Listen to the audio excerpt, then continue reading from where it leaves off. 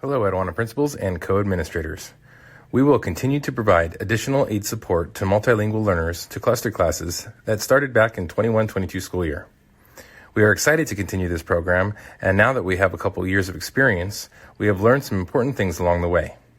This video will provide details about the program. This is the result of the LCAP Action 2.7, which states that district and school administrators provide English learners with additional scaffolds such as electronic tablets for translation and instructional aid support for designated classrooms with English learners to increase access to the core curriculum and enhance language development opportunities. District-wide instructional aid support will be provided for 1st through 8th grade classes with at least 5 multilingual learners to facilitate additional small group language development instruction. In order to take advantage of this opportunity, cluster classes with between 5 and 8 multilingual learners will need to be created. These students should be newcomers, level 1, or level 2. The minimum amount of support that should be provided to cluster classes is 2 30-minute sessions weekly. The target goal for this action is 4 30-minute sessions weekly per class.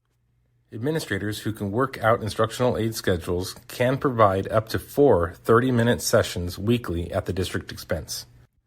Let's examine what this might look like. Imagine that you have an elementary school with 23 multilingual learners that are newcomers, level 1 and level 2.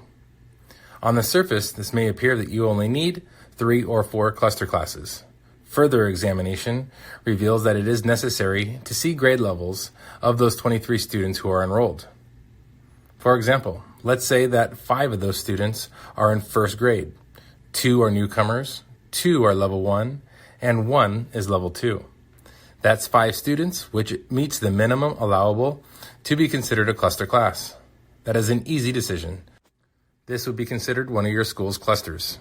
In addition, this class will allow room for growth, which should be taken into consideration, especially if there is historically mid-year growth at your school site. Let's look at 2nd grade. This school has 1 newcomer and 2 level 1 students in 2nd grade.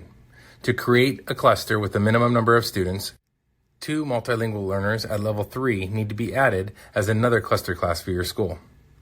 Moving on to 3rd grade, here we have 2 newcomers, 3 students at level 1, and 2 students at level 2. This is a cluster of 7 that works because you can have up to 8 students in a cluster. We have a similar situation in the 4th grade, but this time with 6 students, and that still works. Finally, we get to 5th grade. This is another scenario where some level 3 students need to be added to create the cluster. Again, this school was eligible to create 5 cluster classes that the district would support with additional aid time. Here's what 5 clusters would look like for this sample school if they had 23 eligible multilingual learners. Now on to some important details. It's important to know that these classes cannot be created just yet. Current and accurate proficiency levels from the LPAC summative won't be available until later in June. That means that decisions about cluster classes can't be made until principals return in July. The district will provide schools with lists of their multilingual learners and their levels upon return in July. So, what can administrators do to prepare for this now? Before then, you could begin working on aid staffing and scheduling using your projected enrollment and current EL numbers. Please keep in mind administrators are welcome to call Justin or Kelly to collaborate on cluster class structure. We'd love to help. And one last detail.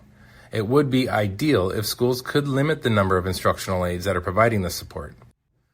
This will help training opportunities and help with the communication between teachers and Emily Jaramillo. Don't hesitate to reach out with any questions.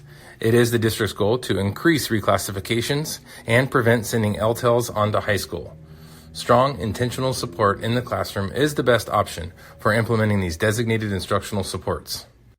Feel free to reach out anytime.